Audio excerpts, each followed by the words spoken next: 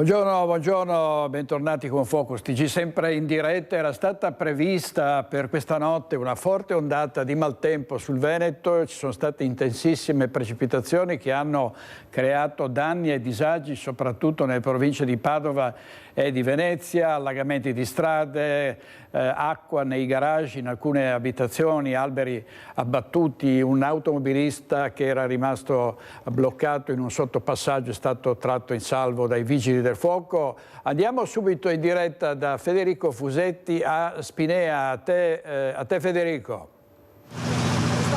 Buongiorno direttore, buongiorno ai telespettatori di Focus TG. Sì, siamo a Spinea, siamo in via Desenzano dove c'è un condominio nel quale abitano 50 famiglie che purtroppo si sono risvegliate con la strada allagata e insomma c'è il forte sospetto che c'è anche stato un problema di tombini che non ricevevano una scarsa manutenzione, forse anche questo ci hanno detto i residenti, e ovviamente poi l'acqua si è riversata in tutta la parte seminterrata del condominio, con una decina di auto bloccate e i vigili del fuoco che stanno liberando dall'acqua per poi recuperare le auto, ma non si sa in quali condizioni ovviamente. Qui intorno a me e ad Alberto Pivetta, che ringrazio, ci sono tanti residenti, sono tutti preoccupati, dispiaciuti di quello che sta accadendo. Io sono con i signori Danilo e Moreno, che sono due residenti. Com'è stato il risveglio, Danilo?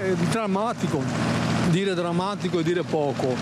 Abbiamo il problema che purtroppo le cause che hanno allagato il nostro condominio, il seminterrato dove ci sono i garage, dove ci sono le macchine, è sicuramente dovuto all'intasamento dei tombini di scarico della strada, perché l'acqua arrivava 10 cm sopra il gradino del marciapiede e entrava dai 4 portoncini d'ingresso e sullo scivolo che andava nei garage di entrata delle macchine. Nel giro di un'ora e mezza l'acqua è arrivata a 2 metri all'interno, le macchine sono sommerse completamente dall'acqua, oltre alle macchine ovviamente tutto ciò che c'è dentro nei garage. È vero, siamo coscienti che è stata un caso estremo di acqua, però una situazione del genere non si è mai e poi mai vista per il fatto degli scarichi, perché in altre occasioni, pur essendoci tanta acqua che pioveva dal cielo, non abbiamo mai avuto questa situazione. È proprio dovuto al fatto che tant'è che gli scarichi sono stati stasati dai vigili del fuoco. Ecco, i vigili del fuoco sono intervenuti e sono ancora qua, assieme anche a me siamo intervenuti per sbloccare, liberare i tombini che adesso sono liberi.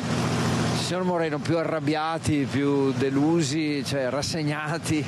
No, noi veniamo fuori tra l'altro da 25 anni di lotte in questo condominio, per cui delusi no. È strano perché la parte di via Martiri, che è uguale a questa, non ha subito lo stesso danno, quindi questo conferma il fatto che probabilmente è questa via che aveva dei problemi, perché anche di là è entrata acqua, ma non come in via Desenzano. Neanche i tombini, insomma, confermate. Ha funzionato meglio nel lato di là, diciamo che di qua è andata malissimo. È andata via anche la luce, quindi sono saltati anche i contatori. Sono saltati i contatori, sono esplosi i contatori, sono proprio esplosi, quindi adesso fino a che non riusciranno a liberare, qui si parla di un gradino all'ora, quindi qua ci vorranno ancora 5, 6, 7 ore. Poi arriveranno le squadre di elettricisti, però la cosa è lunga, cioè qua ci sono 25 famiglie, voglio dire. Con Alberto ci spostiamo, direttore, chiedo anche ai nostri ospiti di seguirci per farvi vedere l'ingresso delle scale che portano al seminterrato, perché insomma abbiamo parlato di acqua, abbiamo visto i vigili del fuoco, l'acqua c'è e come se c'è. Buongiorno, permesso, ecco Alberto che adesso ci raggiunge e vi mostra questa situazione. Non so, la luce ovviamente non la possiamo accendere perché non c'è, grazie ad Alberto Pivetta. Guardate dove arriva l'acqua e c'è anche il segno di dove è arrivata vallata che è ancora più alta. Possiamo parlare, non so, penso di almeno 1,5 metri di acqua. Sì, oltre. Oltre 1,5 metri d'acqua, cioè, l'altezza del soffitto sono 2,30 metri, 2,20 metri e questi sono 2 metri abbondanti, sono 2 metri e 10-20 centimetri d'acqua. Le macchine sono completamente sommerse, veramente sommerse, con tutto il resto, insomma, è una cosa indescrivibile. Quindi danni da calcolare, ma saranno ingenti. Molto ingenti, sì, no, assolutamente i danni. Qui è andato perso tutto, cioè tutto, l'acqua arrivava quasi al soffitto. Abbiamo il problema che la corrente, purtroppo i contatori elettrici sono saltati perché sono sotto il livello dell'acqua dei 2 metri e oltre d'acqua. Quindi le case, frigoriferi, eccetera. Poi bisogna anche verificare un attimo le condizioni del resto dell'impianto elettrico, perché il contatore te lo tolgono, lo cambiano, però i danni sono ingentissimi. Direttore, abbiamo solo dato un'idea di quello che sta accadendo, poi nei nostri telegiornali approfondiremo con tante altre immagini e gli stessi residenti ci stanno diciamo trasferendo immagini di questa mattina che sono ancora più significative. Per il momento direi che con Alberto Pivetta possiamo restituirti la linea, poi tra un po' ci risentiamo magari da un'altra via. Grazie molte a Federico Fusetti e Alberto Pivetta, i nostri inviati. Faremo altri collegamenti ovviamente dal veneziano. Intanto vedete le immagini abbastanza impressionanti di una persona che pagaiando su un surf cerca di percorrere la strada invasa dall'acqua. Qui siamo nel centro di Mestre. Quando ci sono queste bombe d'acqua non ci sono bacini di laminazione che tengano, argini che sono troppo fragili, problemi di nutrie, no, qui purtroppo arriva un diluvio spaventoso, ha piovuto tutta la notte praticamente, soprattutto nel padovano e nel veneziano, e le conseguenze le abbiamo viste, le stiamo ancora vedendo. E queste pesantissime precipitazioni hanno allagato molte zone di Padova, tra quelle più critiche i quartieri tra via Facciolati e via Acqua Pendente. In molti garage e attività commerciali l'acqua è entrata nonostante le paratie che sono state installate come erano abituati a fare prima dell'entrata in funzione del Mose i veneziani. Andiamo da Francesco Rattai. Lo vedete, gli allagamenti di queste ore hanno creato un forte traffico lungo via Facciolati nonostante sia la mattina del 21 di agosto. Questa è via Crescini. Potete vedere il segno dell'acqua sui miei stivali, è completamente allagata. La gente continua a fare fotografie perché è qualcosa di incredibile. Qua c'è sotto di noi un tombino che fa evidentemente fatica a ricevere.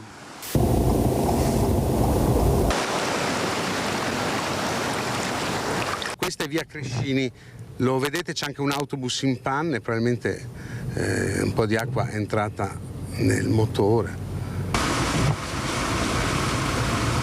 Ecco, stiamo camminando su via Crescini, lo vedete, è qualcosa di incredibile. La strada è completamente coperta dall'acqua. Qua stanno provando a togliere l'acqua che probabilmente è entrata. Vediamo se... Ecco, attenzione, qua c'è il marciapiede, si rialza un po'. L'acqua è tanta, lei è entrata anche in casa? No, per fortuna noi siamo un po' rialzati, però comunque con l'onda che possono fare gli autobus e le vetture può entrare in casa, di conseguenza il comune potrebbe provvedere almeno a chiudere le strade quando succedono questi eventi, anche perché comunque sono sempre più frequenti. Cioè oramai questo mese, fra giugno e luglio, sarà la terza o quarta volta. Questa è stata eccezionale proprio, però... Sì, era già successo a luglio. Sì, era già successo.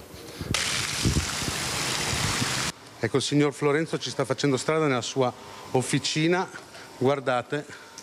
Si vede anche dal livello dei piedi, l'acqua è più alta delle caviglie. Ho anche diverse pompe acqua, però se la strada supera i limiti delle transenne, sì che non. Ecco, vedete quest'auto storica, un maggiolone mi sembra. Un Mercedes del 52, Mercedes C70 del 52. Questo è riuscito a tirarlo su? È riuscito giusto a filo, perché dopo magari le strumentazioni non ce la fanno più.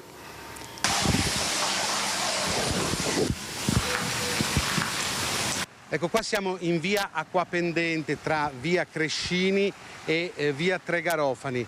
Tutta la strada è allagata, in particolar modo via Garofani e via Crescini che vi abbiamo mostrato prima.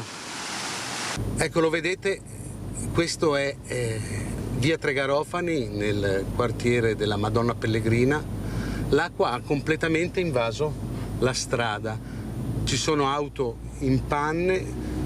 Si cerca di ripararsi dove il marciapiede è più alto, ma l'acqua arriva almeno alla caviglia. Siamo in mezzo alla carreggiata stradale, questa è la situazione in via Tre Garofani.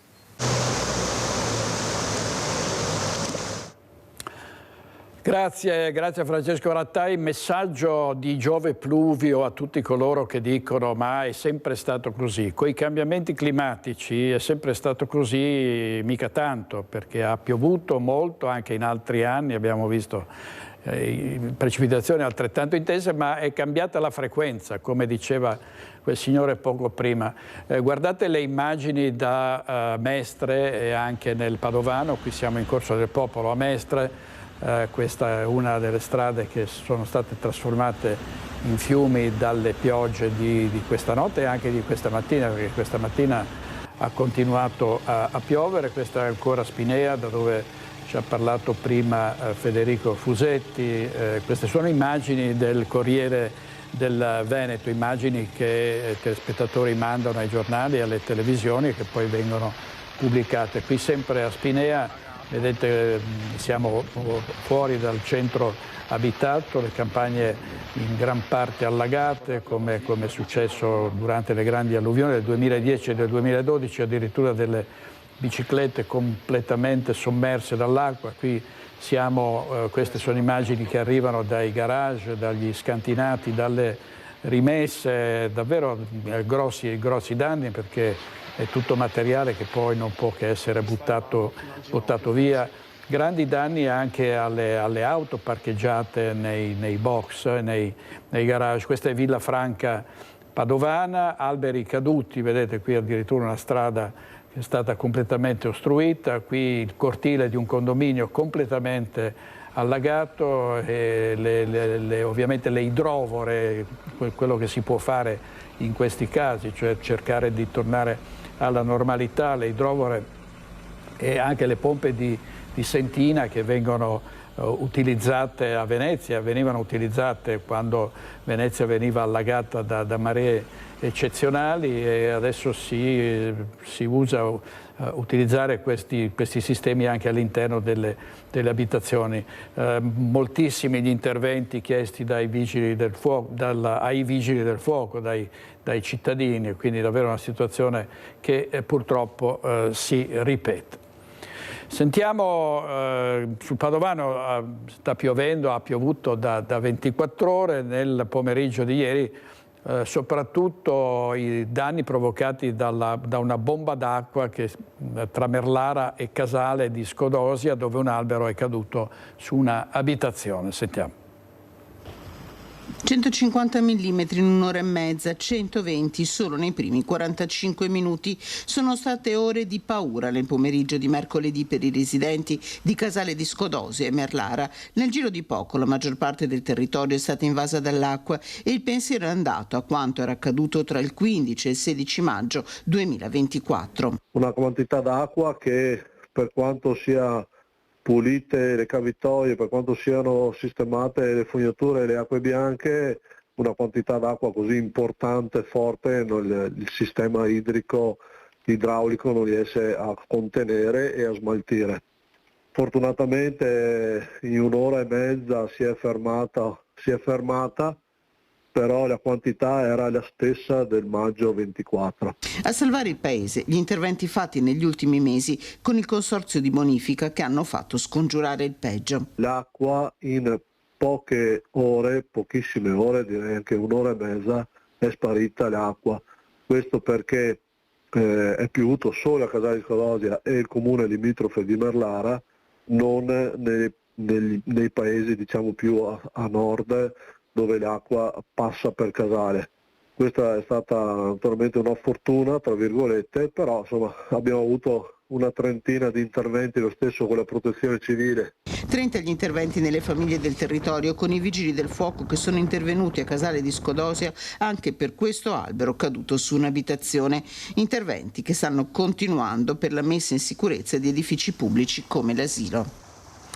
Grazie anche a Chiara Gaiani, tutti i nostri giornalisti, i nostri tecnici mobilitati in queste circostanze. Da anni che seguiamo le calamità, dalle alluvioni del 2010 e del 2012, per non parlare della tempesta Vaia, della tragedia di Refronto, delle trombe d'aria che hanno devastato Riese, Pio X e Pianiga, la Riviera del Brenta. Insomma, siamo sempre diciamo, sul posto per dare anche manforte ai cittadini e a dare informazioni di prima mano. Adesso andiamo a Marghera da Ilaria Marchiori con Sandro Ponchio per la parte tecnica. A te Ilaria.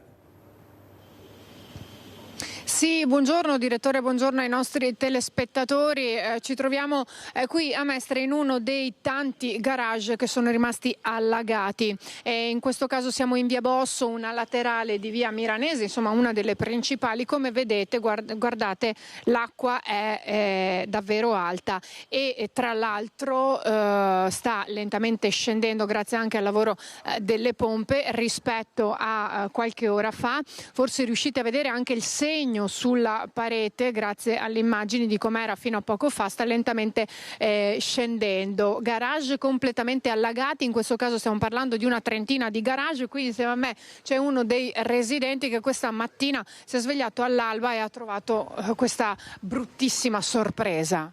Salve Giovanni, niente, mi sono svegliato alle 7, ho sentito che pioveva fortissimo e qualcosa mi ha detto di andare a vedere com'era in garage la situazione. Sono andato giù, l'acqua era altissima, c'erano già alcuni condomini che facevano uscire le macchine, le moto, tutto quello che c'era in garage che si poteva far uscire. E così ho fatto anch'io, ho fatto uscire la moto, sono uscito, mi sembrava di essere in un fiume, la moto era con l'acqua al motore, però sono riuscito a tirarla fuori, anche la macchina per fortuna l'ho salvata, ma quello che mi ha sorpreso è che quando sono uscito dai garage noi abbiamo una rampa in salita per uscire in un parcheggio grande, ma il parcheggio era completamente allagato, l'acqua arrivava sopra i marciapiedi, quindi l'acqua era tantissima e scendeva dalla nostra discesa come se fosse una cascata, scendeva l'acqua come una cascata e entrava tutta nei nostri garage e mi sono veramente preoccupato, devo dire la verità. Tra l'altro lei mi diceva anche poco fa che non vi siete mai trovati ad affrontare una situazione così drammatica nemmeno nel 2008, quando appunto sappiamo che si erano allagati anche in quella occasione i garage. Sì, in effetti era già successo che si sono allagati i garage, però devo dire che come questa volta non c'è neanche paragone, lì è stata una passeggiata, adesso veramente incredibile. Ho visto il mio vicino aveva l'asciugatrice e con l'oblò aperto ed era a metà oblò l'acqua, quindi adesso non so quantificare in centimetri, ma era tantissima, io mi sono veramente preoccupato, tanto più che quando ha smesso di piovere veramente ho tirato un sospiro di sollievo, ho detto almeno non ne viene giù più, insomma almeno quello. Ecco, direttore, se mi concede ancora qualche secondo di tempo, noi vorremmo spostarci per farvi capire com'era la situazione fino fino a poco tempo fa, perché ora noi, grazie alle immagini di Sandro Ponchio, stiamo vedendo che questa rampa è libera, è completamente asciutta, però fino a poco tempo fa l'acqua scendeva come una cascata. Io non lo so se riusciamo eventualmente a far vedere proprio il video che aveva girato il signor Giovanni per farvi capire com'era la situazione.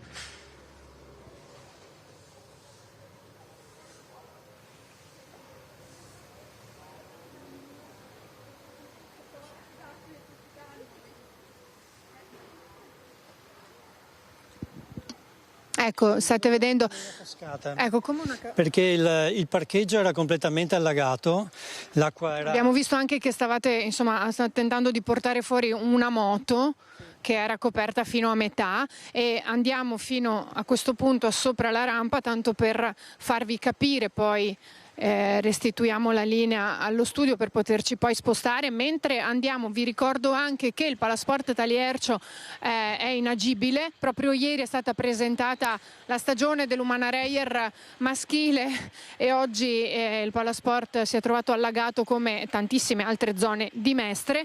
Ma insomma, parliamo del Palasport perché comunque è anche un simbolo importante per la città. E allora ci troviamo qui in strada, com'era la situazione? Sì, come dicevo, qui su tutta la strada, tutto il parcheggio era tutto allagato, l'acqua era sopra il marciapiede, l'unico posto asciutto è qui dove avevamo messo le moto una dietro all'altra, ed era l'unico posto dove l'acqua non arrivava, quindi tutta l'acqua che c'era qui scendeva nella discesa e sembrava veramente una cascata di montagna.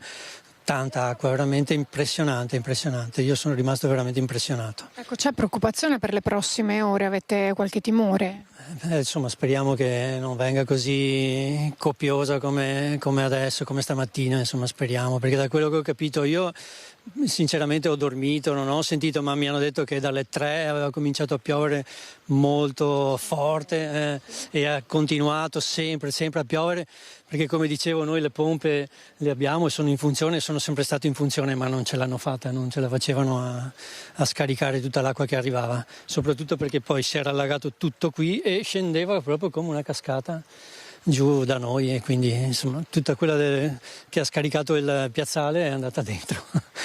Ecco, allora avete sentito, questa è una delle tante situazioni. Ora noi ci sposteremo in altre zone tra Mestre e Marghera, dopodiché chiederemo nuovamente la linea. Nel frattempo io ringrazio il signor Giovanni e anche gli altri residenti che stanno ovviamente lavorando. Potete immaginare com'è la situazione anche nell'affrontare questo allagamento con le tante cose all'interno dei propri box, quindi grazie anche per essersi reso disponibile lui e poi anche gli altri. Intanto da Mestre restituisco la linea allo studio.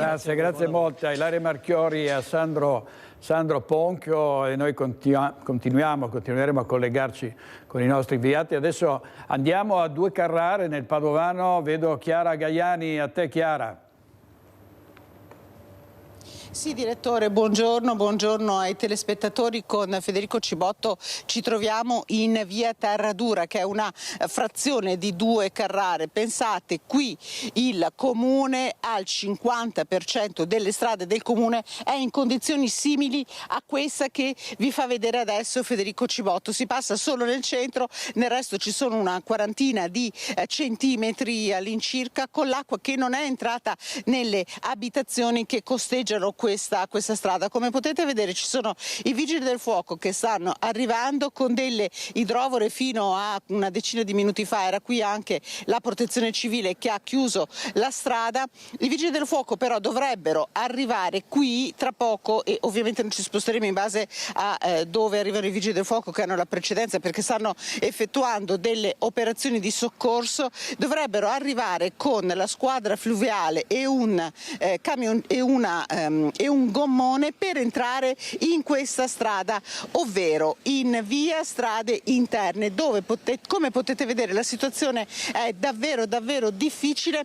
Infatti da una parte c'è il fossato, infatti il collega ci è arrivato fino a un certo punto, ma è pericoloso, si scende fino a quasi 60 centimetri d'acqua in questa strada. Direttore, ci sono delle persone, c'è anche una signora anziana all'interno di queste strade, quindi i vigili del fuoco sono attesi qui davvero a minuti, perché arriveranno con il gommone e andranno a vedere se ci sono delle situazioni di pericolo, se ci sono delle persone che sono in situazioni di pericolo.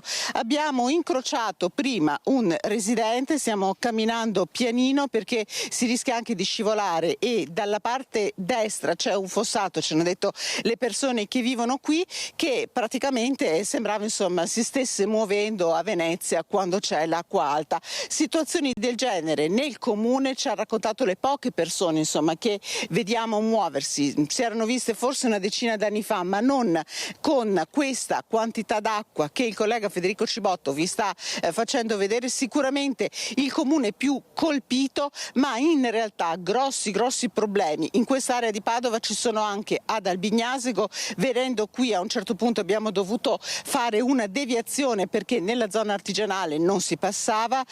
Ci sono anche a Maserà di Padova, dove ci sposteremo con il sindaco che sta tornando di corsa dal Trentino, dove era in vacanza per qualche giorno. Ci ha detto: a me non era mai capitato che il mio comune fosse tutto invaso dall'acqua. Circa 80 millimetri di pioggia caduti in circa 2 ore, che si sono concentrati in questa zona, la zona sostanzialmente a sud di Padova, comuni della cintura. Prima era stata colpita per esempio anche Villafranca, dove alle 5 di questa mattina da un sottopasso i vigili del fuoco hanno tirato fuori un uomo su un furgoncino che stava andando al lavoro ed è rimasto incastrato. Lì però la situazione tra Villafranca e Mestrino, dove ci sono stati numerosi interventi, però in queste ore si è normalizzata, sono entrate in funzione le idrovore, le strade sono state liberate. Adesso restano purtroppo i danni alle abitazioni private, dove ci sono molti scantinati che sono stati invasi dall'acqua, molte taverne, molti garage. Per quanto riguarda l'Alta Padovana, così direttore ti faccio il quadro della situazione in tutta la provincia di Padova. Ci sono stati problemi di strade allagate, alcuni distacchi di energia elettrica che si verificano di frequente in alcuni comuni dell'acqua, vedi Villanova di Campo San Piero, ma anche lì un po' alla volta la situazione sta rientrando. Diciamo che il punto più critico in questo momento è proprio il posto dove ci troviamo con il collega Federico Cibotto. Io direi che, se sei d'accordo direttore, ti riaggiorniamo, ti richiediamo la linea una volta che arrivati i vigili del fuoco, facciamo il punto della situazione con loro se riusciamo. Per ora ringrazio davvero Federico Cibotto per la collaborazione tecnica, io per ora ti restituirei la linea. Grazie Chiara Gagliari, e anch'io ringrazio Federico Cibotto e tutti i nostri tecnici che, immaginatevi in queste situazioni, come è successo tante volte anche a Venezia con l'acqua alla cintola, hanno fatto riprese straordinarie, insomma ci hanno aiutato a dar conto di quello che stava accadendo. Passiamo ovviamente a tutti i colleghi, giornalisti e tecnici, chiedo di richiederci la linea nel momento in cui dovessero essere pronti di nuovo per darci altre notizie su questa ondata di maltempo. Passiamo purtroppo agli incidenti stradali, alle tragedie che hanno funestato il Veneto e hanno visto protagonisti anche dei ragazzi, dei ragazzini, anche dei bambini. A Santa Maria di Sala è stato investito in bicicletta un bambino di 6 anni, le cui condizioni restano molto gravi. È successo sulla Noalese, dove il piccolo stava pedalando con la mamma 36enne. Entrambi sono cittadini ucraini e si trovavano sulle strisce pedonali quando sono stati centrati dall'auto condotta da un giovane veneziano di 25 anni che si è subito fermato per prestare soccorso. Sul posto intervenuti i carabinieri e il SUEM 118, tuttavia le condizioni del bambino sono apparse molto gravi fin dal primo momento ed è stato necessario l'intervento dell'elicottero che lo ha trasportato all'ospedale di Padova, dove è stato ricoverato in codice rosso. La mamma invece è rimasta illesa. E il dolore dei genitori di Martin Pattaro, il 15enne di Trebaseleghe, investito e ucciso da un'auto a Loreggia. Il papà, straziato dal dolore, ha avuto parole di compassione per l'investitore, al quale ha detto: non hai colpe, non potevi non investirlo. La mamma Fabrizia ricorda la passione di suo figlio per la bici. Aveva 15 anni, aveva tanta voglia di vivere e di divertirsi, era sempre in movimento, amava andare in bicicletta che l'ha portato via ed era felice in quel momento, sono sicura. Martin stava correndo spensierato in sella alla sua mountain bike arancione lungo il percorso verde della Treviso-Stiglia, un tragitto che conosceva bene, ricorda mamma Fabrizia trattenendo le lacrime. All'improvviso lo schianto. Stava attraversando sulle strisce pedonali a Loreggia in via Malfattini all'entrata 26 dello Stiglia Martin quando è stato preso in pieno da un'auto che l'ha sbalzato nel fossato, qui dove ora ci sono dei lumini e dei fiori bianchi posati da alcuni suoi compagni e amici. Era uscito di casa intorno alle 16:30. Martin era solito andare a farsi una pedalata nei pomeriggi d'estate. Era un ragazzo pieno di vita che aveva ancora tantissime cose da fare e da dare. E lascia solo un vuoto immenso. Altro non mi posso dire. Siamo devastati dal dolore. Un botto fortissimo, non l'ho proprio visto, avrebbe detto sotto shock il conducente dell'auto che ha investito Martin. Un impatto talmente violento che il 15enne sbalzato nel fossato è morto sul colpo. Quando sono arrivati i medici del 118 non hanno potuto far altro che constatarne il decesso.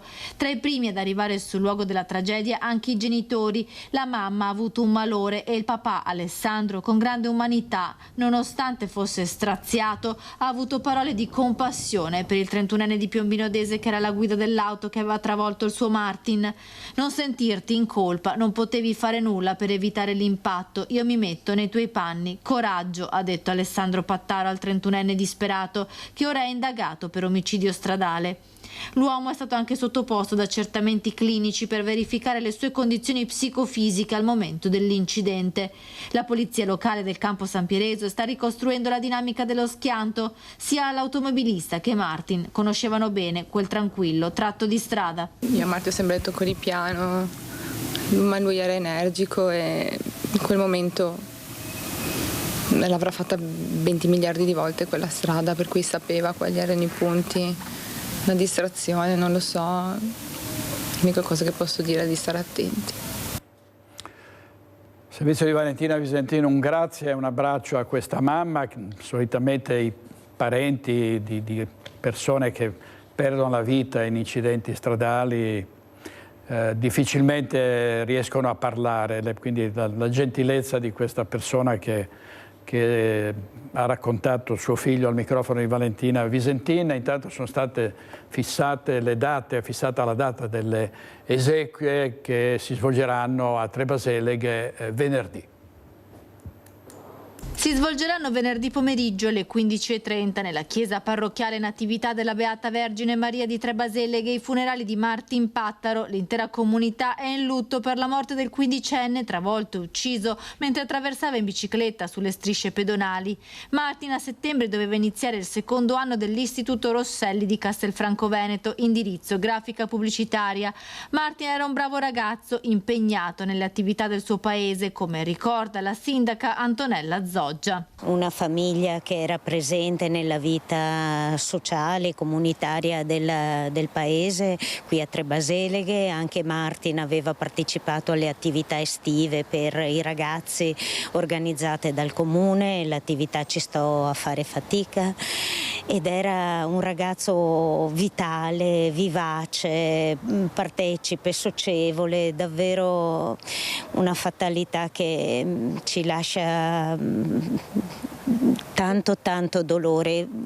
Credo che l'unica cosa che possiamo fare è essere vicini a questi genitori. Oltre alla bicicletta aveva tante passioni, una su tutte la break dance. Da 3 anni frequentava la scuola Two Steps e con loro avrebbe dovuto esibirsi nei prossimi giorni durante la tradizionale festa degli uccelli di Trebaseleghe, il comune dove viveva con i suoi genitori. Era sempre il primo a salutare con i suoi modi gentili, lo ricorda così anche Monica, la sua insegnante di break dance, molto legato ai genitori, in particolare alla sua mamma. Andiamo avanti con ancora altri incidenti. È stato ricoverato in ospedale il 15enne investito da un'auto mentre viaggiava sul suo scooter. È avvenuto a Lugo di Vicenza. Non si ferma la scia di incidenti che vedono coinvolti moto o scooter. Poteva avere conseguenze ancora più gravi quello accaduto poco prima delle 11 a Lugo di Vicenza, dove uno scooter condotto da un quindicenne del posto è stato travolto dall'auto di una 58enne che viaggiava verso il centro del comune percorrendo via Sioggio in discesa. Uno scontro violento, immediati soccorsi dei sanitari del 118 che dopo averlo stabilizzato hanno portato il quindicenne in ospedale a Sant'Orso in codice giallo-arancione. Indagini sono in corso da parte degli agenti della Polizia Locale Nord-Est Vicentino che hanno anche regolato il traffico durante le operazioni di soccorso. Lo strazio del paese di Roncade per l'ultimo saluto a Carlo Panizzo, per tutti Carletto, il bambino di 6 anni che è morto all'inizio della scorsa settimana a Cavallino Treporti. Era amore incondizionato, ha detto il papà in una lettera. Carletto sapeva amare come ama Dio.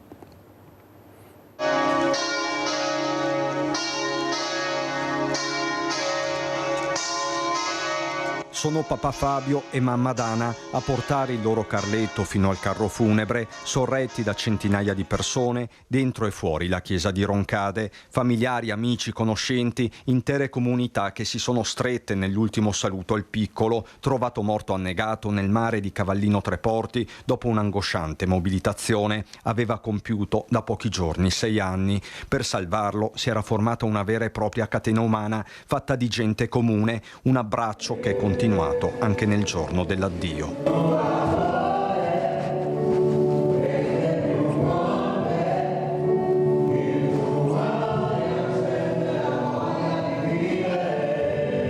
Presenti ai funerali tra i tanti gli uomini della Capitaneria di Porto, le polizie locali, l'associazione Carabinieri, i Boy Scout, i sindaci di Roncade e Cavallino, il vice sindaco di Vedelago. A tutti loro è andata la gratitudine dei genitori con papà Fabio che ha scritto e letto una lettera intrisa di amore, proprio quell'amore che Carlo donava in maniera illimitata. Perché Carletto sapeva amare come ama Dio. Chi ha avuto la benedizione di aver vissuto con Carletto ha già capito il cosa finalmente. Parlo dell'amore vero, non lo so, cioè, quello incondizionato. Una marea di affetto, un'immagine che lo stesso Fabio usava spesso descrivendo il suo piccolo Carlo. Carletto è come la marea. Il suo amore sale piano piano, perché Carletto è timido e rispettoso. Ma poi sale sempre più fino a riempirsi completamente. Tanto che non riesci più a farne a meno, a tal punto che, ed è qui che scatta la magia, inizia a imitarlo. Ci rendevi tutti delle persone migliori. Quella marea, ha continuato il papà, che poi ti ha restituito dopo che la corrente ti aveva trascinato via. Parole che toccano il cuore come la richiesta di mandare un bacino al cielo. Carletto voleva vedere tutti felici. Sono stata cieca e sorda, il messaggio della mamma. Per questo oggi vi dico: usate gli occhi per vedere davvero, non limitatevi a guardare, usate le orecchie per capire e non solo ascoltare. Sul ruolo dell'educazione, che comporta sempre responsabilità e rischi, si è soffermato Don Marcello. Di certo era un bimbo speciale Carlo Panizzo, non solo per mamma e papà, così le sue maestre. Era un bambino solare, era un bambino che stava vicino a tutti i bambini, li aiutava, non c'era bisogno di dirgli cosa doveva fare, sapeva lui che cosa doveva fare e faceva sempre la cosa giusta. Aiutava gli altri. Veramente un angelo, ha fatto un miracolo in noi e questo miracolo dovrà continuare anche quando faremo l'ingresso in classe. E questo dolore che portiamo dentro lo dobbiamo trasformare in gioia perché lui amava la gioia.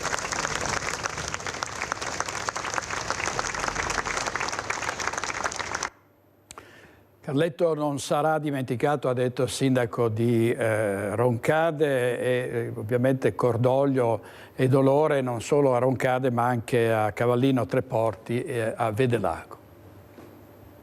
Carlo non sarà dimenticato da tutta la comunità, da tutti i cittadini che, come ripeto, si sono stretti in un grande abbraccio in questi giorni e soprattutto in questa mattinata. È un impegno umano prima che politico, amministrativo, quello del sindaco di Roncade Marco Donadel, comunità che da giorni sta facendo i conti con la perdita di Carlo Panizzo, per tutti Carletto, con il comune che sta supportando anche un percorso di rielaborazione del lutto. È un'attività che ha messo in piedi da subito la dirigente scolastica dell'Istituto Comprensivo a supporto degli insegnanti, dei genitori, dei compagni di Carlo, quindi è un'iniziativa lodevole che troverà anche il nostro supporto in futuro con altre iniziative. Un dolore che unisce Roncade, dove è stato proclamato il lutto cittadino, a Cavallino Treporti, teatro del dramma, ma anche di una solidarietà straordinaria. È una tragedia che ci ha scosso e quindi il nostro dolore l'abbiamo manifestato venendo qui oggi e anche confidando che la fede possa dare serenità a questa famiglia. Che il grazie del papà sia condivisibile e noi ringraziamo la famiglia per il grande messaggio che ci ha comunicato oggi di speranza. A salutare Carletto, poi la comunità evangelica di Sant'Avona con il suo coro che ha intonato i canti che tanto piacevano al piccolo.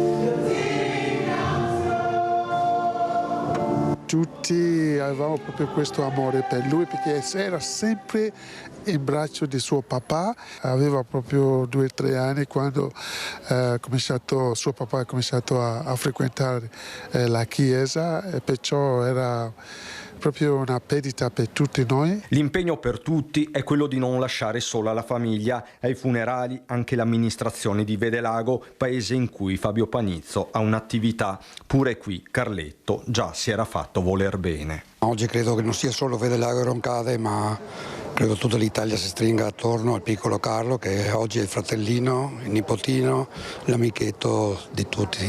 Quindi in forza da mamma e papà, giorni duri, cercheremo di stare vicino. Servizio di Cristian Arboit, oggi in regia Mattia Pizzaia e Francesca Pezzo. Ieri sera a Focus abbiamo parlato di queste tragedie, di una società frastornata, vulnerabile, debole, che è straziata da queste morti, a volte incapace di prevenirle. Sentiamo cosa ha detto ieri sera. Tra gli ospiti c'era anche l'assessore alle politiche educative del Comune di Venezia, Laura Besio. Che al lavoro, un report dietro l'altro, sempre a dover dare resoconti di qualunque questione con delle urgenze che sono diventate all'ordine del giorno, quindi sicuramente sta sfuggendo di mano qualcosa. È anche poco opportuno puntare il dito tra un'agenzia educativa e l'altra, perché credo che le falle riguardino un po' tutti quanti.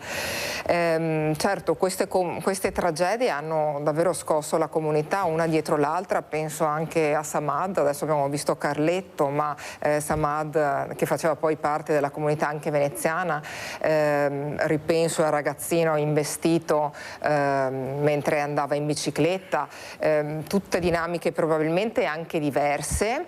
Qui mi sembra di cogliere che non ci sia un dolo particolare anche nell'incidente per strada, ma semplicemente una coincidenza tragica. È chiaro che c'è un fattore comune, la perdita di un figlio, e lo dico proprio da mamma, credo che sia una delle cose più terribili al mondo, perché se già è difficile elaborare un lutto generalmente familiare, figuriamoci quello di un figlio. E dopodiché io resto ammirata, basita nei confronti di quella grandezza d'animo e di quell'umanità che certi genitori come questi protagonisti di queste vicissitudini rappresentano, nonostante il momento di difficoltà, di sconforto, di tragedia, di dramma, riescono ad avere delle parole.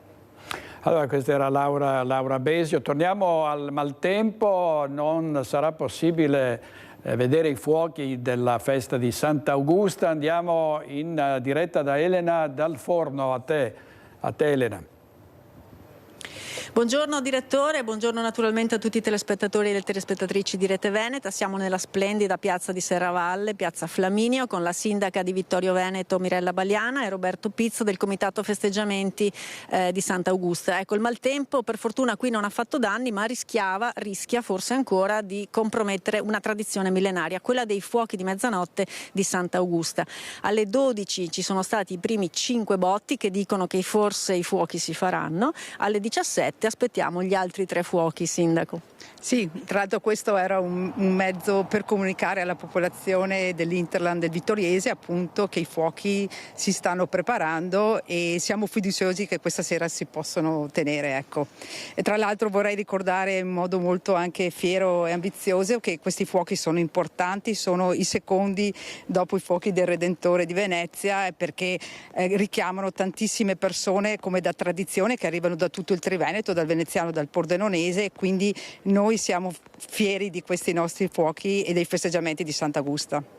Ecco, una tradizione che si propaga oltre dal 1200 con ovviamente feste religiose, con liturgie, con eventi culturali, con sagre, ma anche con tante storie da raccontare intorno proprio alla storia di Sant'Augusta, questa giovanetta che venne fatta uccidere dal padre perché aiutava i poveri e perché era diventata cristiana rispetto alla fede del padre. Ecco, proprio con Roberto Piz ci facciamo un po' raccontare anche qualche aneddoto e per esempio ce n'è uno bellissimo su come si può curare il mal di testa andando a trovare la santa lì su quel santuario che vedete alle mie spalle.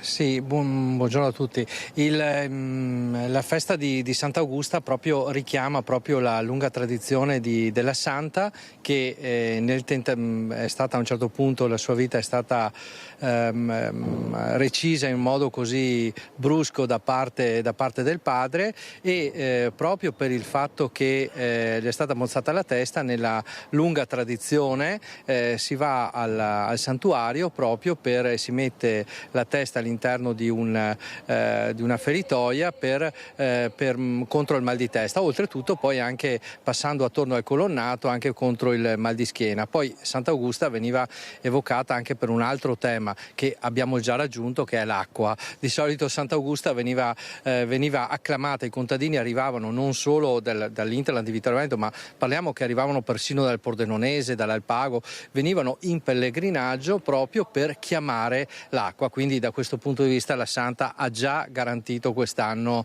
ha già esaudito le esigenze che naturalmente la cultura contadina a quel tempo ci richiedeva. Poi ricordo durante il periodo della Santa, la festa di Sant'Augusta che sarebbe il giorno 22, di solito c'era anche l'evento dedicato a un'antica fiera degli uccelli che si svolgeva proprio in centro storico qui a Serravalle, quindi proprio a continuare questo continuum di commistione tra tradizione e cultura popolare e attaccamento al mondo dell'agricoltura locale.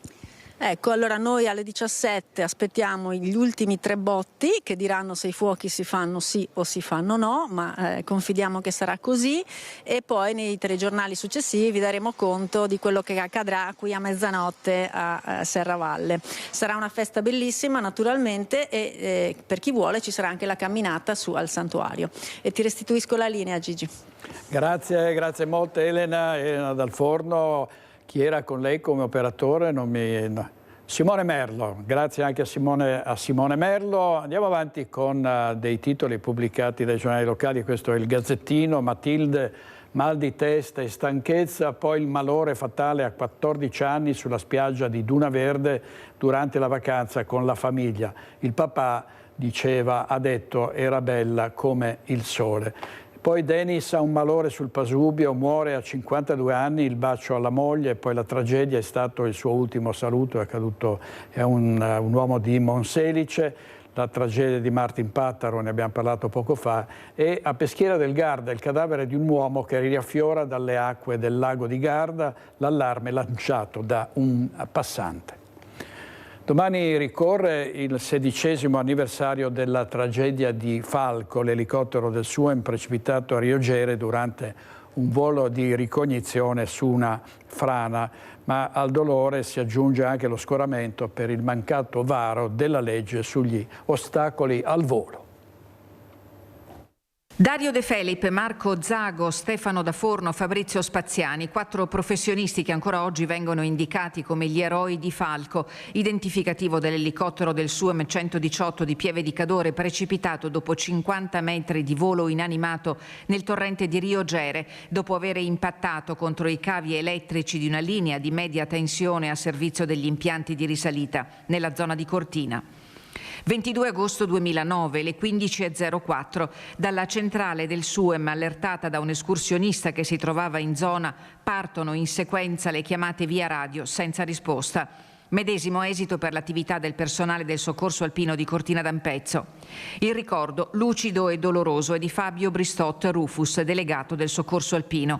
Da Belluno Rufus parte alla volta di Cortina, si ferma a Pieve di Cadore per recuperare il primario del SUEM 118 Angelo Costola e insieme si dirigono a Rio Gere, dove già la tragedia si è manifestata davanti agli occhi sgomenti dell'infermiere Luca Pislor e di Ruben Moroder, tecnico aeronautico dell'Air Service. A loro il destino riserva la constatazione della morte dell'intero equipaggio di Falco. Da lì in poi il mesto rito del recupero delle salme, trasportate prima al Codivilla e poi nel garage della stazione del soccorso alpino di Cortina, dove l'iter del riconoscimento delle salme spetta al dottor Costola e a Fabio Bristot. 3 ore dopo a Cortina si dirigono autorità politiche, provinciali e regionali. Nei giorni successivi, eppure lo stesso 22 giugno, il servizio di elisoccorso non conosce sosta. Poi i funerali a Belluno, 4 feretri, una folla ammutolita e l'inchino finale di Leone, l'eliambulanza di Treviso per l'ultimo tributo ai 4 amici. Resta tuttavia una ferita ancora aperta, nota Fabio Bristot Rufus, quella della problematica legata agli ostacoli al volo, tuttora irrisolta.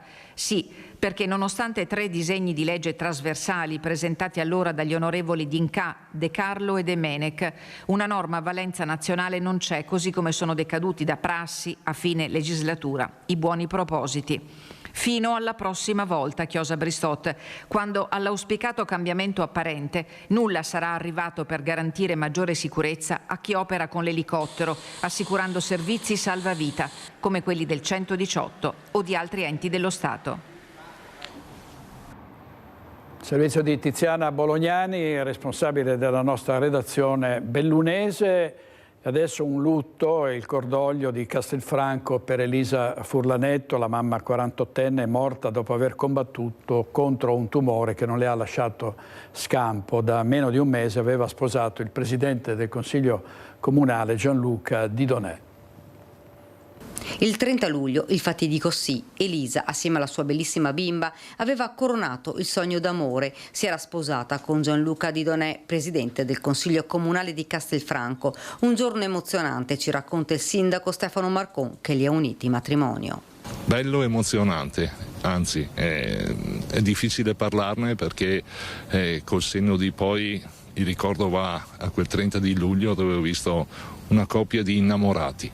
La loro vita insieme, i tanti sogni che Elisa non aveva mai abbandonato nemmeno quando dopo il parto le era stato diagnosticato un tumore. Lei aveva sempre combattuto con il sorriso anche quando tutto sembrava difficile. Dopo un complesso intervento chirurgico e affrontato la chemioterapia, negli ultimi tempi si era sottoposta anche ad una cura sperimentale. Purtroppo la malattia si era aggravata e non le ha lasciato scampo, strappandola troppo presto all'amore della famiglia. 48 anni, responsabile commerciale di una società di Milano attiva nel commercio del rame, amava il lavoro, la famiglia e la sua bimba. Una donna forte e coraggiosa, ci dice con la voce incrinata dall'emozione il sindaco. È il momento per esprimere la vicinanza a Gianluca, a Isabella, a tutti i cari di Gianluca e di Elisa, perché la comunità è scossa da questa tragedia. Il Consiglio Comunale tutto si stringe attorno al marito e alla bimba in questo difficile momento. Elisa vivrà in quegli occhi curiosi della sua piccola che ha potuto abbracciare per troppo poco tempo.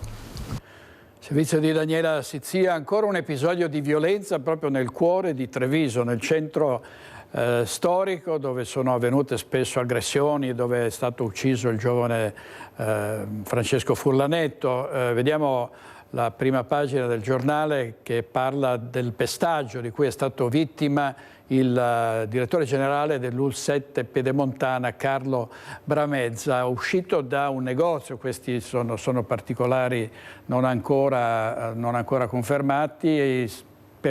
Avrebbe avuto un diverbio con un passante, sembra uno sbandato, e dal diverbio quest'uomo poi è passato alle vie di fatto. Insomma, c'è stato una parapiglia e ha avuto la peggio il direttore generale dell'ULSS 7.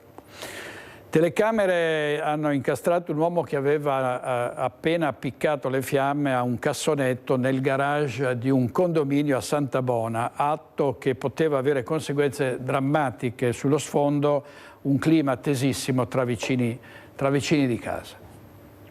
Sono state le immagini che vedete, girate da una telecamera privata, a incastrare l'uomo poi accusato di aver provocato l'incendio di un cassonetto posto nel seminterrato di questo caseggiato Ater in zona Santa Bona. Fiamme che non si sono propagate alla struttura solo per l'intervento di un condomino che ha allertato i vigili del fuoco e la polizia di Stato. Sullo sfondo rapporti tesissimi tra vicini di casa, un clima che ha portato gli stessi agenti ad avviare approfondimenti nell'immediatezza. Le prime verifiche hanno infatti accertato che il cassonetto era stato volutamente spostato all'interno del locale e posizionato sopra un contenitore per la raccolta della carta, con il dichiarato intento di rendere la propagazione delle fiamme più rapida. Insomma, le conseguenze potevano essere devastanti. Non solo, gli agenti delle volanti hanno riscontrato che la videocamera di sorveglianza presente sul posto era stata asportata nel tentativo di evitare l'identificazione. Peccato che nel garage fosse presente un secondo occhio elettronico che ha fornito elementi utili a ricostruire i fatti e a individuare il presunto autore, denunciato così per incendio. Lo stesso che intercettiamo nel seminterrato, pur non volendo rilasciare dichiarazioni, ci dice che lui non c'entra nulla e che è tutto un malinteso. Chiaro che l'indagine farà il suo corso, resta la paura dei condomini. Per questo e altri fatti la richiesta è principalmente una.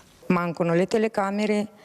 Abbiamo chiesto tante volte all'Ater e amministratori e nessuno non ci guardano. Allora abbiamo trovato qua delle persone strane che non sono in questo condominio. Il cancelletto piccolo sempre è stato aperto e ancora è aperto perché la rete è troppo bassa. Abbiamo trovato qua le persone che dormivano qua sulla scala e non sappiamo che era ubriaco, che era drogato. E lei ha paura? Certo che ho paura. Servizio di Christian Arboit. Adesso in diretta torniamo a Spinea da Federico Fusetti e da Alberto Pivetta per l'ondata di maltempo che ha colpito il veneziano e il padovano. A te, Federico. Buongiorno direttore, siamo di nuovo collegati con Spinea, con Alberto Pivetta. Ci siamo spostati Viale Viareggio, questo condominio alle nostre spalle, altrettanto colpito direi come quello di Via Desenzano che vi abbiamo mostrato poco fa, anche perché Alberto vi sta mostrando dove arriva l'acqua. Pensate che dovete aggiungere 40 centimetri in pratica a quello che vedete, perché l'acqua era ancora più alta questa mattina presto, e quindi anche qui ovviamente la paura dei residenti che si sono svegliati, tra l'altro con lo scolo che è qui vicino, il rio che è qui vicino, che vedete ancora. Adesso Alberto vi mostra quanto la corrente sia forte e che ha avuto anche un cedimento, anzi più di un cedimento sull'argine, che è parzialmente crollato. Ecco, Alberto vi mostra cos'è accaduto. Io sono con il signor Fortunato che abita qui. Piacere. E che non ha avuto un gran bel risveglio però questa mattina. Mi sono svegliato stamattina volendo bere il caffè, solito caffè, prima di andare a lavorare. Ho notato che non c'è la corrente in casa. Sono sceso giù al piano terra con l'ascensore per controllare l'interruttore. Mi sono trovato scendendo, quando si è fermato l'ascensore mi è entrata acqua dentro e l'ho preso paura. Anzi, pensavo che è colpa dell'acqua, della pioggia, insomma. Per fortuna era alta 20 centimetri nell'ascensore. Sono uscito fuori, poi ho avuto a vedere quello che è successo. No? L'abbiamo vista poco fa che cercava di pulire i tombini, di sbloccarli, ma è una fatica quasi inutile però. Sì, ma non sono tombini quelli per lo scarico, sono quelli dei pozzi, no? Come si chiamano? Sì, dello scarico, sì. Dello scarico, sì, ma non quello che scarica l'acqua. Quindi resta lì l'acqua. Acque nere, diciamo, dei bagni o... E tutte queste auto qui nei garage? Sì. Tutte rovinate? Vediamo. Tante hanno preso acqua dentro, sì, tanti danni comunque. Però ancora vigili del fuoco, protezione civile non sono venuti? Ci hanno detto che dobbiamo aspettare che si ritira l'acqua, più di così. E potrebbero volerci ore, anche giorni. Se continuasse a piovere. Preoccupato, dispiaciuto, perché qual è lo stato d'animo? Che bene, che non è esondato il fiume, come lo chiamate questo qua. Se fosse accaduto quello sarebbe grave sicuramente. Era già successo? No, però siccome il condominio si trova un po' basso dalla strada, via principale, tante volte quando piove forte l'acqua tende a scendere fino qua giù. Però nessuno provvede a sistemare sta cosa. Fare più manutenzione. Esatto, l'acqua proveniente dalle strade si è accumulata qua, perché lo scarico non ce la faceva a scaricarla. Grazie mille, signor Fortunato, buona giornata, arrivederci, grazie. Grazie. Direttore, io e Alberto Pivetta ti restituiamo la linea da Spinea. Grazie molte, grazie ai nostri colleghi. Andiamo avanti con la cronaca nera. Ci sono stati attimi di tensione e di paura nell'ospedale San Bassiano a Bassano del Grappa, dove un uomo si è barricato nei bagni dei disabili e ha minacciato la polizia con una lametta. Entra al San Bassiano senza motivo e si chiude nel bagno dei disabili per lavarsi. Poi minaccia la polizia con un rasoio. È accaduto nelle scorse ore nell'ospedale di Bassano del Grappa, dove un 41enne senza fissa dimora e già noto alle forze dell'ordine si è introdotto nel bagno dei disabili e si è barricato all'interno dei servizi fino all'arrivo degli agenti del locale commissariato. Ai nuovi arrivati l'uomo ha rifilato insulti e minacce dicendo di essere lì per lavarsi e sventolando sotto il naso della polizia un rasoio. Gettata a terra la lama, il 41enne ha tentato di colpire un agente che è riuscito a schivarlo rimediando comunque calci e gomitate. Alla fine è stato catturato caricato su una volante che ha tempestato di calci. Ha rimediato una denuncia per resistenza e violenza a pubblico ufficiale e lesioni personali. Il questore gli ha appioppato il divieto di accesso ai pubblici esercizi per 3 anni. Servizio di Ferdinando Garavello, vediamo un titolo dal Corriere delle Alpi: troppe assenze, autista d'ambulanza licenziato. L'ULSS 1 Dolomiti ha deciso di rescindere il contratto con il dipendente al termine di un procedimento disciplinare. Andiamo in pubblicità con i nostri registi Mattia Pizzaia e Francesca Pezzo. Torniamo subito, state con noi perché dovremmo avere in diretta il sindaco di Vigonza, Gianmaria Boscaro, che è stato minacciato e deve girare con la scorta, e ovviamente ci collegheremo anche di nuovo con i colleghi che stanno seguendo i danni da maltempo. A tra poco.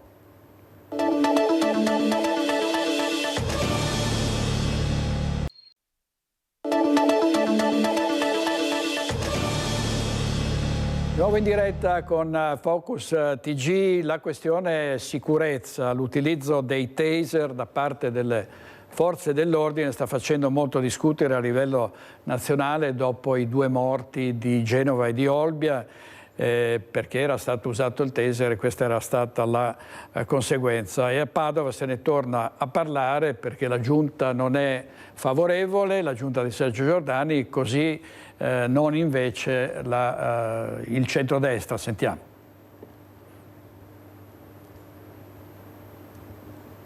Noi pensiamo che il dibattito sia veramente il sale della democrazia e che sia importante che ci sia questo dibattito in Consiglio Comunale su una mozione dove noi chiediamo il via alla sperimentazione dei taser agli agenti della polizia locale, e questi episodi gravi che sono accaduti non possono comunque fermare questo dibattito. I taser sono necessari alla polizia locale e i fatti di cronaca di questi giorni a livello nazionale non devono fermare la discussione in Consiglio Comunale, che da tempo chiedono gli esponenti leghisti padovani.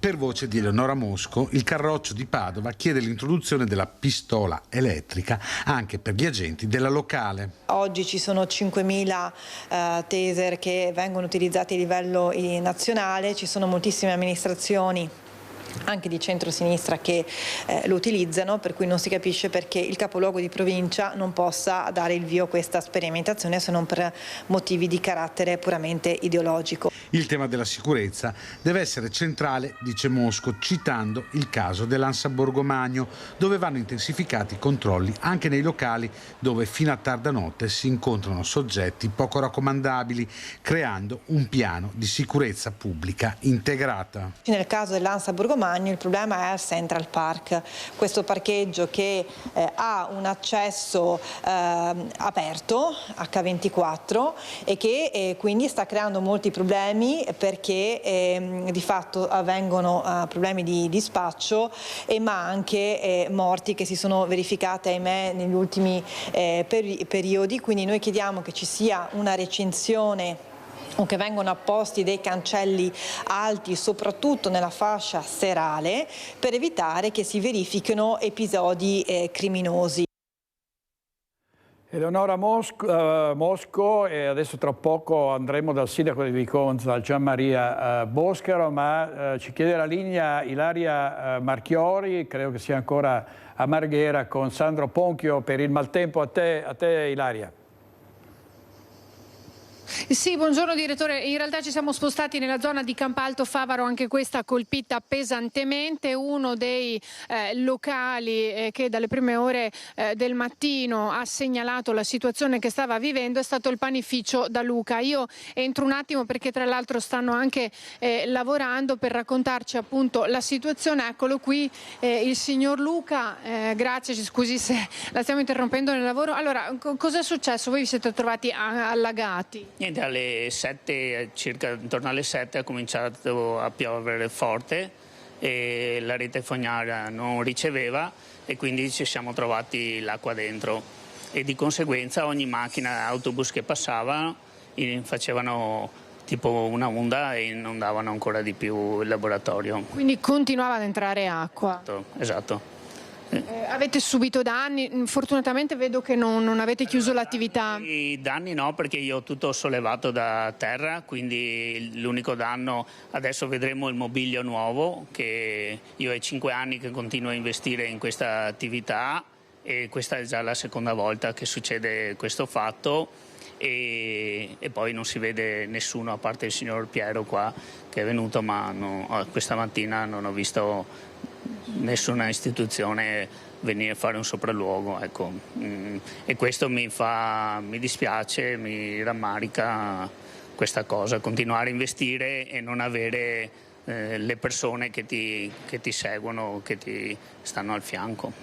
Ecco, infatti questo è un appello importante, grazie signor Luca. Io mi sposto un attimo perché un appello alle istituzioni che insomma si facciano sentire, si facciano vedere per stare accanto anche a questi commercianti che appunto investono sul territorio come più e più volte si raccomanda, però poi in queste situazioni, come ha detto il signor Luca, magari non ci si fa vedere. Avete sentito parlare del signor Piero, lo conosciamo, un'istituzione nella zona di Favaro.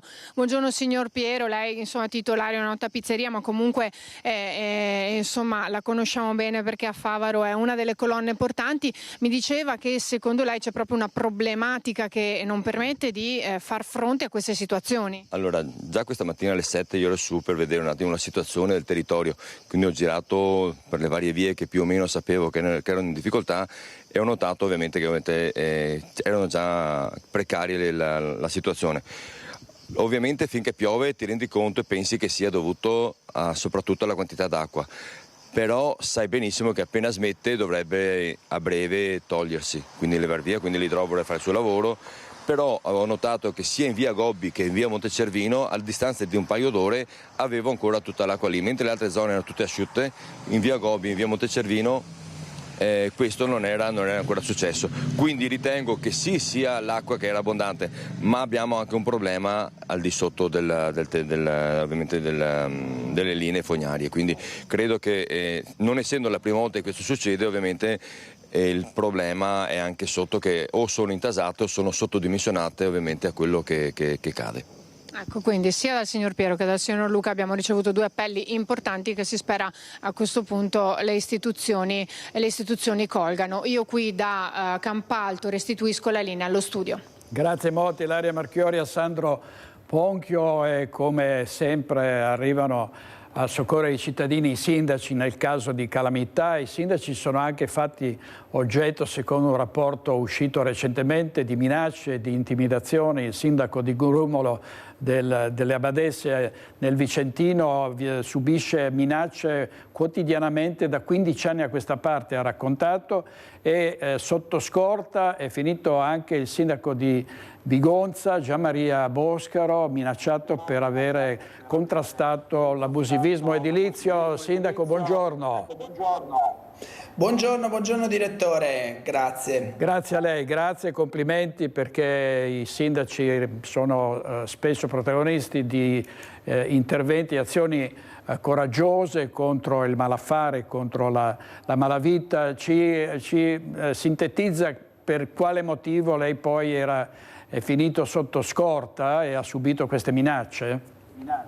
Sì, allora la situazione è ancora più paradossale, perché si trattava di un procedimento avviato e concluso quando io non ero nemmeno in carica, e quando io sono stato eletto sono arrivate le sentenze del Consiglio di Stato, quindi dell'autorità giudiziaria, e che prendevano atto appunto che il precedente procedimento era corretto, che quindi si trattava di un abuso edilizio, e quindi io mi sono trovato a gestire la fase finale di fatto di tutta questa vicenda, e che ha visto poi un'escalation di violenza, perché sono state date fuoco alle macchine del responsabile dell'ufficio urbanistica, alcuni dei cittadini che avevano fatto la segnalazione di abuso edilizio qualche anno prima, e poi appunto c'erano state le minacce nei miei confronti, e oggi c'è il processo in corso che ha individuato due o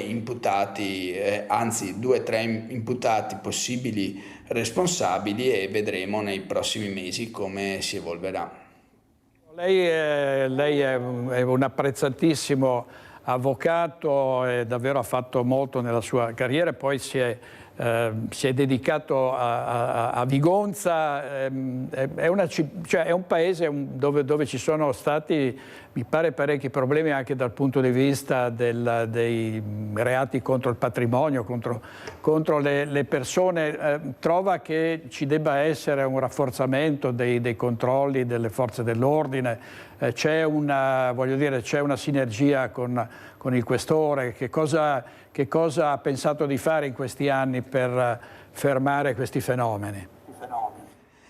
Guardi, sì, sicuramente noi siamo un comune intanto molto vasto, perché è il secondo comune più grande della provincia di Padova come dimensioni territoriali, e in una posizione strategica, perché si pone tra Venezia, Treviso e Padova. E quindi in questi anni come amministrazione abbiamo cercato di investire sulla sicurezza, sia potenziando i controlli della polizia locale anche in orario notturno, sia ampliando il sistema di videosorveglianza. E abbiamo un rapporto costante con il comando provinciale dei carabinieri, però capiamo anche le loro difficoltà, e quindi è ovvio che noi sindaci siamo in prima linea, ma un aumento dei controlli delle pattuglie, della presenza delle forze dell'ordine in maniera strutturata sul territorio sarebbe veramente auspicabile, e io ho fatto anche recentemente un appello alle istituzioni proprio per cercare di rafforzare, perché la provincia di Padova, ma il Veneto in generale, è una delle regioni più colpite da questi reati, da queste bande di predoni che colpiscono. Abbiamo delle testimonianze di furti che si sono verificati in 2-3 minuti al massimo, perché sono organizzati e riescono a svuotare una casa in pochi minuti.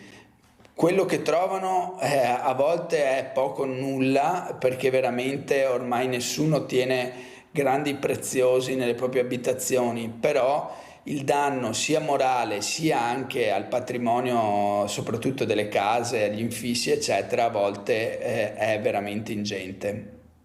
Grazie molte, davvero grazie, complimenti e buon lavoro, grazie. Grazie al sindaco. Grazie mille direttore, un saluto a tutti i telespettatori. Grazie molto all'avvocato Gianmaria Boscaro. Notizia arrivata poco fa, il presidente Zaia ha dichiarato lo stato di emergenza per questa forte ondata di maltempo che ha colpito il veneziano e il padovano in particolare, e torniamo a Due Carrare nel padovano da Chiara Gaiani. A te Chiara con Federico Cibotto. Sì direttore, ecco vedete è arrivata la squadra fluviale dei Vigili del Fuoco. Chiedo al collega di girarsi e così ve li inquadra, che stanno uscendo dall'abitazione di un'anziana e si stanno muovendo. Vedete a che altezza l'acqua arriva anche alle ginocchia dei Vigili del Fuoco, che si stanno muovendo con sicurezza e stanno percorrendo tutta via strade interne proprio per chiedere alle persone di fatto intrappolate all'interno delle loro abitazioni se hanno bisogno di qualcosa. Una situazione che preoccupa questa di Due Carrare, perché nel pomeriggio sono previste nuove precipitazioni e infatti è stato qui circa un quarto d'ora fa un assessore del comune di Due Carrare che sta portando una residente a prendere dei sacchetti di sabbia. La maggior parte delle persone che vivono all'interno di vie strade interne hanno l'acqua in casa, sperano con i sacchetti di sabbia di bloccare un'eventuale salita del livello delle acque se ci fossero nuove precipitazioni nel pomeriggio. Se mi permetti direttore, vorrei sottolineare anche dei nostri microfoni come io e il collega Federico Cibotto abbiamo assistito nella mezz'ora in cui siamo qui a delle scene di inciviltà. Nel primo collegamento questa strada era di fatto aveva un divieto di accesso, era stato tirato un nastro e non si poteva transitare. Abbiamo visto con i nostri occhi e documentato come una persona sia passata di qua, abbia tolto i nastri e di fatto abbia messo in pericolo se stesso, gli altri e anche chi si sta muovendo come i Vigili del Fuoco. Ce ne sono 75 solo nella provincia di Padova che stanno prestando aiuto nelle varie zone colpite. Davvero ci sono delle cose che ci lasciano senza parole e quindi mi permetti, direttore, di fare un appello proprio alla civiltà delle persone. Se ci sono delle situazioni di emergenza, di pericolo, cerchiamo di seguire quelle che sono le indicazioni che ci arrivano per non mettere in pericolo noi stessi, gli altri e per permettere che veramente venga aiutato chi in quel momento ha bisogno di aiuto. L'acqua per fortuna sta lentamente defluendo e nella mezz'ora noi l'abbiamo vista, la situazione però qui a Due Carrare resta ancora molto critica. Chiara, grazie, sono sacrosante le parole, l'appello che hai rivolto a questi incivili e d'altra parte abbiamo visto anche sulla strada statale Alemagna chiusa per frane e detriti, quindi è pericoloso passarci, persone che addirittura camuffano le targhe per non essere riconosciute e comunque passano alla faccia delle regole e delle leggi. C'è una rivolta invece a Bassano del Grappa, a Pieve del Grappa, perché è spuntata un'antenna 5G e i cittadini sono sul piede di guerra. Nessuno, dicono, ci ha avvertiti, ci siamo trovati il cantiere sotto il naso. Andiamo da Mirko Cavallin.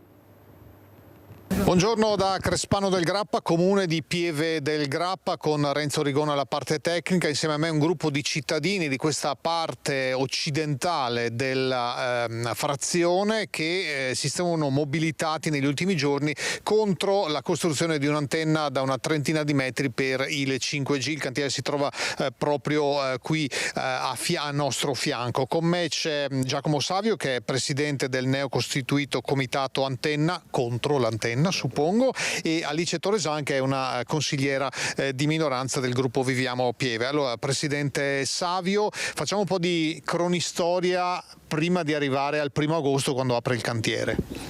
Sì, prima dell'apertura del cantiere il comune aveva previsto un piano antenne. Queste ditte probabilmente non gli andavano bene e hanno cercato una collaborazione dal privato. Tutto questo nella legge è tutto normale, ci sta. Qual è il nostro problema? È il fatto che noi siamo venuti a sapere dell'apertura del cantiere quando hanno cominciato i lavori. È mancata assolutamente la comunicazione da parte dell'amministrazione e mancando questo tempo è mancato anche la nostra consapevolezza di cercare un'altra soluzione, perché come vedete in mezzo a queste case l'antenna mi sembra non sia il caso di metterla. Quindi ribadisco, il nostro sindaco non ha svolto la sua funzione correttamente, perché ci doveva avvisare per tempo appena lei sapeva di questa storia, voglio dire. Lei ribadisce che è il 2 agosto, a noi sembra impossibile perché già dal 1 gennaio le carte giravano dentro al comune con questo indirizzo, via Montenero.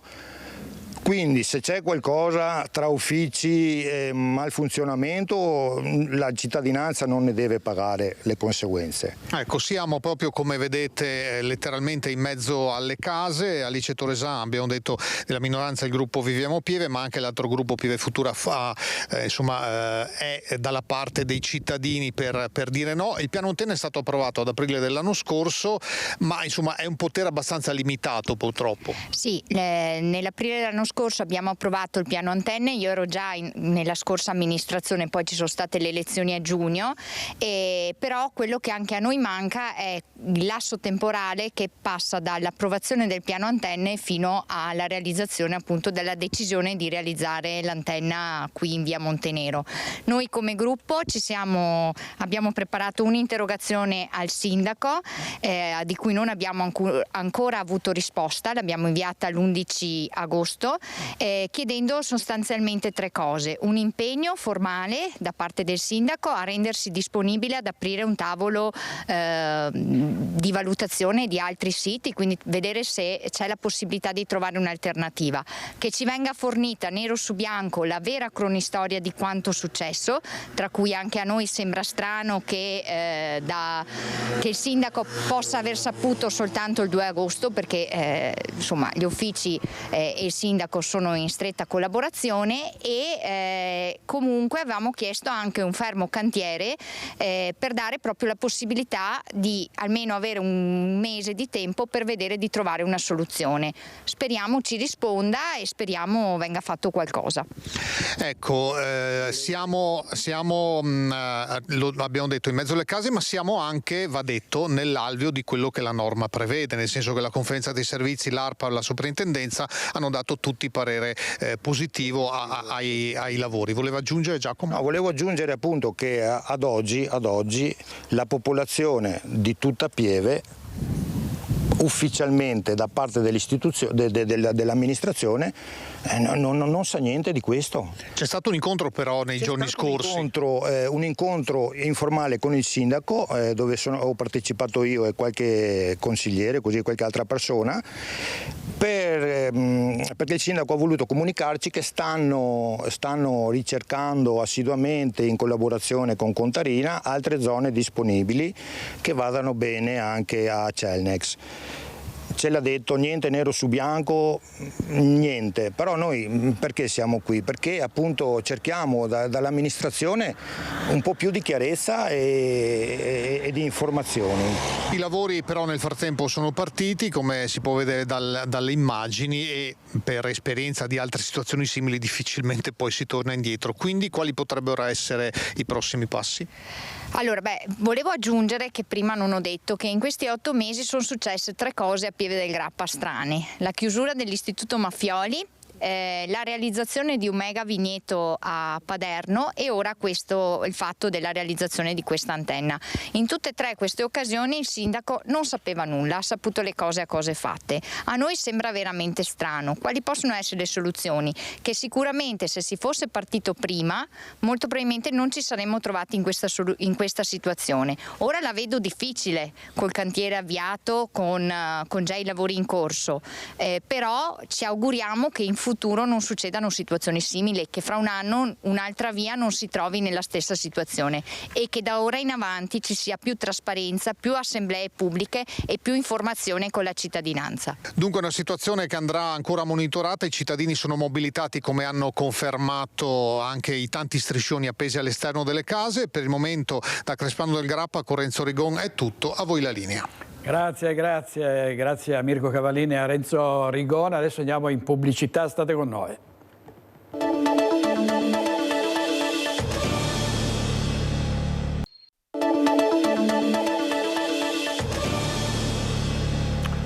È di Cittadella ed è socio di Ali Venete, associazione di aeromodellismo di Galliera Veneta, il campione mondiale di danze acrobatiche con elicotteri radiocomandati a motore elettrico. Si chiama Luca Pescante, conosciamo lui, è il TB70 che fa una forte concorrenza ai droni dei tempi moderni. Vediamo.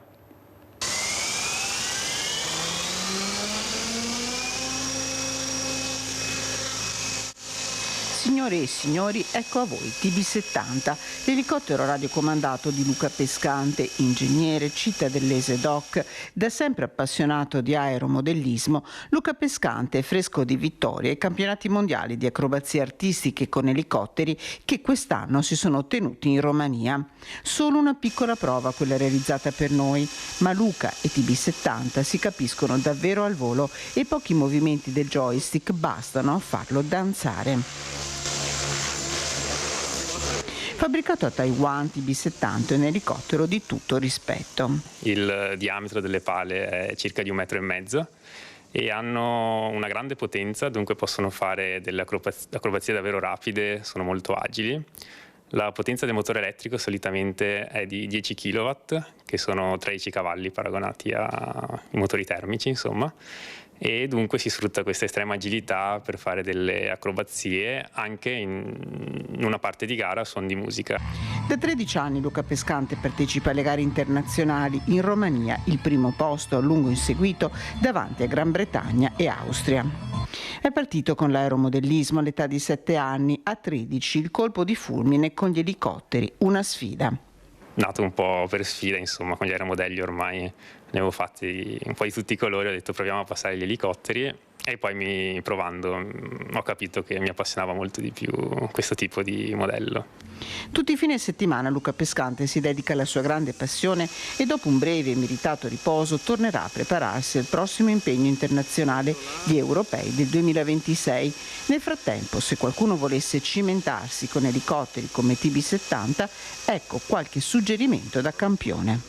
Il modo migliore è andare in un campovolo, ovvero ci sono queste associazioni di aeromodellisti che si trovano in questi campi per volare con gli aeromodelli, ma anche solo chiacchierare, insomma. Sì. E io in particolare sono iscritto al campovolo Ali Venete, che si trova a Galliera Veneta e si trova anche su Google Maps, insomma, su Facebook, ovunque. Se qualcuno volesse iniziare può semplicemente venire lì un weekend, il sabato c'è sempre qualcuno, qualche appassionato.